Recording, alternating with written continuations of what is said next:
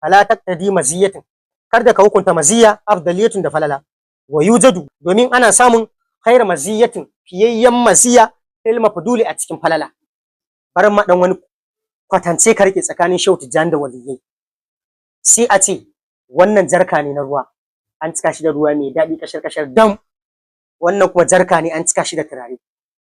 kuma iri ɗaya ne girman su ɗaya idan aka ce ka zaɓa wanne za ka ɗauka na turare ko inda ai yafi wannan tsada wannan mai tsadan shine Shehu Tijjani a misali sai a ce a samu babban mota trailer katuwa cike da kuɗi tam rappers amma kuma ba ma wai irin naira ba a Europe nan kuma ga wani trailer daban shi kuma an cika shi dam da Qur'anai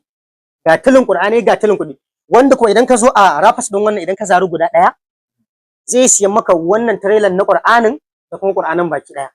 to kai yanzu ya ka ce maka dauki Qur'anin zaka dauka wannan kuɗin shine Shehu Tijjani